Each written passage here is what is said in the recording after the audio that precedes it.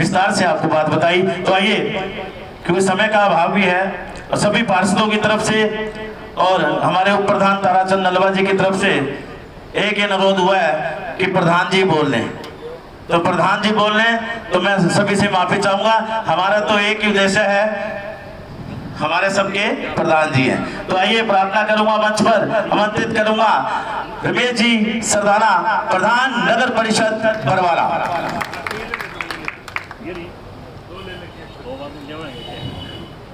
भारत माता की, भारत माता की। मैं चाहूंगा कि जोरदार तालियों के साथ माननीय मंत्री जी का स्वागत कीजिए। खड़े होकर स्वागत कीजिए जोरदार तालियों के साथ। ऐसा समय कभी कभी आता है कि माननीय मंत्री जी जो एक बड़ी सौगात बरवाला शहर को देने जा रहे हैं, तो एक वाकई जो एक हम सोच रहे थे एक सपना है, उस सपने को पूर्ण करने का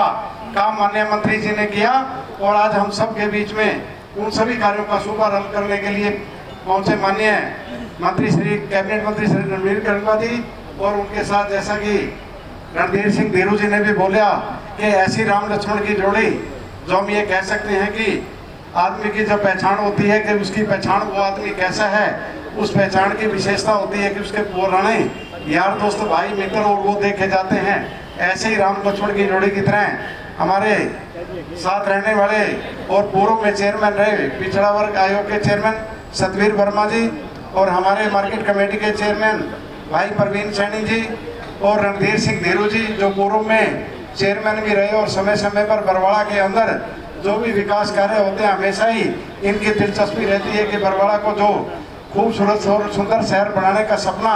माननीय मंत्री जी ने देखा, उस सपने को हम सब ने मिलके पूरा करना है। ऐसे हमारे भाई रणधीर सिंह धेरू जी और मेरे ही मंत्रिमंडल के साथी जो हमेशा ही एक प्रयास रहता है कि मिलजुल कर हम शहर को कैसे डेवलप करें, कैसे एक सुंदर शहर बरवाला को बनाएं। ऐसे मेरे ही साथी भाई ताराचंद नलवा जी और हमारे वार्ड नंबर एक के पार्षद हमारे भाई संजय बादल जी, भाई रामपाल जी, ज्योति जी और पूनम जी, हमारे वार्ड नंबर 9 की पार्षद सोनियानंद जी, सुमन नवथावत जी, कांता शर्मा जी, भाई धर्म सिंह जी, कालू राम जी, और अन्य जो हमारे भाई सुरेश गोयल जी, भाई मोनू संतुजा जी, मंडल अध्यक्ष भारतीय जनता पार्टी, और ऐसे मेरे नगर परिषद के अधिकारी जिन्होंने विकास के पथ पर बरवाड़ा को लाने का काम किया और जिनका नाम भी प्रगति है, और वो बरवाड़ा की नगर पालिका सचिव रहते, उन्होंने बरवाड़ा को भी प्रगति के रास्ते पर लाने का काम किया। ऐसी हमारी सचिव प्रगति जी, और उन्हें की हम ये कह सकते हैं कि जिनका प्रमुख सहयोग रहता है कि हमारे जो इंजीनियर होते हैं उन्हें इंजीनियरों का भी भारी योगदान होता है। और ऐसे जब मझधार में बरवाड़ा फंसा था उसको निकालने का जिन्होंने काम किया, ऐसे हमारे एमई साहब अनिल मोयल जी, और साथ ही हमारे बीआई साहब सुमित ढांडा जी, और हमारे जई राशिद हसन जी जो नई ही ज्वाइनिंग करी है, लेकिन इनकी कार्य के प्रति जो इनकी सोच है हमेशा ही निष्ठावान रहते हैं कि 3 दिन हो गए लगातार। जब ऐसी स्थिति है हमने बताया कि माननीय मंत्री जी का प्रोग्राम है और हम सब ने तैयारी करनी है, तो लगातार ही बरवाड़ा रहकर, क्योंकि इनका घर पलवल के अंदर है, और फिर भी निरंतर यहीं बैठे रहे और उस तैयारियों को अमली जामा पहनाने का काम किया। और हमारे विभिन्न सभाओं के प्रधान हम ये कह सकते हैं कि आज जो स्वर्ग आश्रम का नवीनीकरण का कार्य आरंभ हुआ है, तो उसको साक्षात यहाँ देखने के लिए आए, और उसका हम ये कह सकते हैं उसके गवाह बने हमारे स्वर्ग आश्रम के प्रधान गोविंद नारंग जी, मास्टर सुदर्शन जी, आदरणीय महेंद्र सेठिया जी, पुरुषोत्तम जी, प्रताप सिंह झांगड़ा जी, दयानंद जी, भाई कालू राम जी, और उपस्थित सभी माताओं बहनों बड़े बुजुर्गों, और जो सभी यहाँ से मजदूर संगठन भी आए हैं कि इनके लिए भी माननीय मंत्री जी ने एक बड़ी सौगात देने का काम किया है। तो इन सभी का मैं सबका आपकी ओर से और बरवाड़ा शहर की ओर से माननीय मंत्री जी का और पूरी टीम का अभिनंदन करता हूँ। आज बड़ा ही गौरवशाली दिन है कि बरवाड़ा के इतिहास में एक सौंदर्यकरण जो माननीय मंत्री जी ने एक सपना देखा था कि बरवाड़ा खूबसूरत और सुंदर शहर, उसको 4 चांद लगाने के लिए माननीय मंत्री जी आज हिसार रोड का जो वेलकम गेट है उसका भी आज शुभारंभ किया है। तो एक बड़ी सौगात है, क्योंकि बरवाड़ा जो एक कह सकते थे कि पिछड़ा शहर जो माना जाता था, हम ये कहते हैं कि बरवाड़ा एक पिछड़ा शहर है। यहाँ तक कि ऐसी हालात होती थी भी कोई भी बाहर से आता था तो ये लगता था कि बरवाड़ा कहाँ आ गए यार, ये तो गांव से भी बदतर है। आज हम देख सकते हैं बरवाड़ा को विकासशील बरवाड़ा से बनाने की ओर, ये कह सकते हैं कि विकसित बरवाड़ा की ओर हम बनाने चले हैं। इस प्रकार से वेलकम गेट जो हमारा हिसार रोड पे बन रहा है, इसी प्रकार से चाहे टवाना रोड से हम एंट्री करेंगे शहर की तरफ तो वहाँ भी वेलकम गेट बनाया जा रहा है। चाहे अग्रवा रोड की बात हो, वहाँ भी एक वेलकम गेट बनाया जा रहा है। और साथ ही साथ स्वर्ग आश्रम का भी नवीनीकरण और एक बड़ी सौगात मजदूरों के लिए, जो हम देखते थे कि आम जो मजदूर होता था तो उसको ये ठिकाना नहीं मिलता था कि मजदूर को जब ये जरूरत पड़ती थी कि उसकी मजदूरी के लिए कहाँ जाकर बैठे, कहाँ जाए, वो कहाँ इंतजार करे। मालिक को तो मजदूर के लिए स्थान नहीं मिलता था और मजदूर को मालिक के लिए स्थान नहीं मिलता था कि कहाँ उनकी मुलाकात हो। तो रोजगार की दिशा में भी एक आगे ऐसा कदम बढ़ा, हमने एक लेबर सेट भी बनाने का काम किया जो मंडी रोड पे लगभग कार्य पूर्ण हो चुका है। और इसी प्रकार से चाहे बरवाड़ा के अंदर ऐसी गलियां थी, माननीय मंत्री जी की एक सोच थी बरवाड़ा के अंदर एक खूबसूरत और सुंदर शहर बने, तो इसी कड़ी में जब माताएं बहनें हमें मिलती थी कि एक दो ड्राइल हमने करे, सीसी गलियों का निर्माण किया, तो अब तो पकड़ पकड़ के भी ये कहने लगी कि हमारी गली सीसी क्यों नहीं बनाई, हमारी गली क्यों गलों की बनाई। क्योंकि जब झाड़ू भी लगाते हैं सीसी की गली भी, तो भी माताएं कहती है जी झाड़ू लगाने में भी मजा आ रहा है, हमारी तो सारी गलियां उखाड़ के सीसी का बनाने का काम करें। तो पहला जब हमने ट्रायल किया, छोटी छोटी गलियों की हमने शुरुआत करी थी, भी देखते हैं सीसी की गलियां, तब हमने बहुत विरोध झेलना भी पड़ा। क्योंकि बाजार का जब कावड़िया शुरू हुआ तो कहने लगे भाई ये क्या छेड़ दिया, इतना विरोध के देख रहे थे। आज वही बाजार वाले हैं, वही जो बाजार के अंदर लोग कहते हैं यार इतना खूबसूरत बरवाड़ा, ये कौन से बाजार में आगे, मैं क्या वही मेन बाजार है जो जिसको आप ये कहते थे कि पिछड़ा हुआ बाजार और पिछड़ा हुआ बरवाड़ा। इसी प्रकार से हम देखते थे भगत सिंह चौक का रोड कितने सालों से अपेक्षा का शिकार था, कहीं भी कपड़े की जगह नहीं रहती थी। तो बारिश जब आती थी सबसे पहला जो सीन आता था उसका आता था भगत सिंह रोड के अंदर पानी है जी, देखो जी पानी है। अब तो लोग ये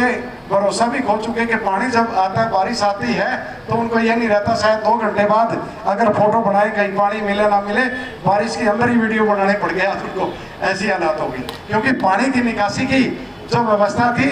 इतना दिन हम जब देखते थे 3 दिन 4 दिन 5 दिन इतना लंबा समय तक पानी खड़ा रहता था। आज बारिश आती है से 2 से 3 घंटे के अंदर पानी, हम ये कह सकते हैं कि बरवाड़ा शहर का पानी निकल जाता है। ऐसी स्थिति माननीय मंत्री जी ने बनाई और पूरा जो भी जब भी कोई ऐसी जरूरत आती है, जब भी माननीय मंत्री जी के समूह हम ऐसी बात करते हैं भाई हमारे बरवाड़े को इस चीज़ की जरूरत है, इन अधिकारियों की जरूरत है, या नगर परिषद के अंदर हमें अधिकारी ऐसे चाहिए कि हम काम की हमारी जिम्मेवारी अधिकारी आप हमारी मर्जी से दे दो, तो वो काम माननीय मंत्री जी ने उन अधिकारियों को देने का काम भी किया। और आज देख रहे हैं लगभग मेरे ख्याल लगभग 40 से 50 गलियों का लगातार ये जो काम चल रहा है, हमारा सीसी गलियों का निर्माण कार्य आरंभ हो चुका है। ये तो हम कह सकते हैं कुछ एरियो में जैसे डीप एरिया है, हम ये कह सकते हैं नीचे वाला एरिया है, उसके अंदर तो बरसात के अंदर बेशक पानी खड़ा हो जाता हो, लेकिन जो गलियां बन चुकी हैं उनके अंदर आप जाकर देखोगे 2 घंटे के अंदर वहाँ इस तरह का माहौल होता है जैसे माननीय मंत्री जी चंडीगढ़ जाते हैं, चंडीगढ़ के रोड है तो वैसे ही रोड बनाने का काम बरवाड़ा के अंदर किया। ये बड़ी बात है। तो माननीय मंत्री जी से जो भी हम अनुरोध किए कि आम आदमी से लेकर खास आदमी तक चाहे कोई भी छोटी से छोटी बात होती है वो पूर्ण करने का काम करते हैं। जैसे खरखड़ा रोड के ऊपर हम देख रहे थे कि आम आदमी जो ब्याह शादी करने की बात आती है तो भारी भरकम उसको रेंट देने पड़ते हैं और उनको जाना पड़ता है कि कोई मैरिज प्लेस करें। वो हमारा कम्युनिटी सेंटर माननीय मंत्री जी ने लगभग 1 साल 1.25 साल हो गया उसका कार्य आरंभ कराया था, लगभग 6 महीने के अंदर वो भी पूरा हो जाएगा। और जो स्टेडियम की मांग समय समय पर हम कहते हैं कि स्टेडियम जो अपेक्षा का शिकार था, लेकिन ऐसा नहीं था, वो एक इंक्वायरी के कारण इतना लंबे समय पेंडिंग रह गया। और हमारे जो युवा साथी हैं वो इस दौरान हमेशा यही सोचते रहे कि नगर परिषद काम नहीं कर रही, लेकिन माननीय मंत्री जी से हम सब ने अनुरोध किया तो उस फाइल को भी निकलवाने का काम किया और स्टेडियम का कार्य भी अब जल्दी आरंभ होने वाला है। 54 लाख रुपए का लगभग टेंडर लगाया जा चुका और माननीय मंत्री जी से हमने सबने अनुरोध किया है कि पार्षद हमारे सभी बैठे थे, सबकी एक सोच थी कि बरवाड़ा के अंदर खेल स्टेडियम भी अच्छा हो। तो 54 लाख का तो टेंडर लगा दिया गया, लगभग 2 करोड़ 60 लाख रुपए के एस्टीमेट और बनाए गए। माननीय मंत्री जी जरूर उस राशि को भी दिलाने का काम करेंगे। जो युवा हमारे जो आज नशे की जड़ में जा रहे थे भी, क्योंकि खेलों का जब एक साधन नहीं होता, खेल के ग्राउंड नहीं होते, बच्चे भटक जाते हैं। मैं माननीय मंत्री जी से अनुरोध करूंगा कि उस स्टेडियम को पूर्ण कराने का काम करें। लगभग 2,60,000 रुपए की ग्रांट है, 2 करोड़ 60 लाख रुपए की ग्रांट। वे उसको भी जब पूरा करेंगे तो एक बढ़िया स्टेडियम वो भी तैयार हो जाएगा। अन्य भी मेरे ख्याल बरवाड़ा के अंदर कोई ऐसी दिक्कत नहीं, जैसे सिविल हॉस्पिटल की तो बात मान्य है, हमारे रणधीर सिंह धीरू जी ने करी भी कि वो भी मंजूरी किया जा चुकी है कि बरवाड़ा एक रेफर हॉस्पिटल बन के रह गया था। माननीय मंत्री जी से अनुरोध करूंगा कि वहाँ एक ऐसी व्यवस्था करी जाए कि बड़े से बड़े जो इलाज बरवाड़ा के अंदर होने शुरू हो जाएं, रेफर हॉस्पिटल ना बने, ये एक अच्छा हॉस्पिटल बने और पूरी डॉक्टरों की टीम यहाँ लगाई जाए। इसी प्रकार से हमारा जो अब वैसे तो बरवाड़ा चारों तरफ से कहीं से मुझे नहीं लगता कि कोई कमी रही होगी, कि आप देख रहे हैं कि माननीय मंत्री जी ने शिक्षा की ओर भी एक कदम बढ़ाया कि लोग है ना लगातार ये कहते रहते। अभी भी मैं देख रहा था फेसबुक के माध्यम से कमेंट आए, भाई वेलकम गेट बना रहे हो, ऐसा अगर शिक्षा पे लगाया होता तो अच्छा रहता।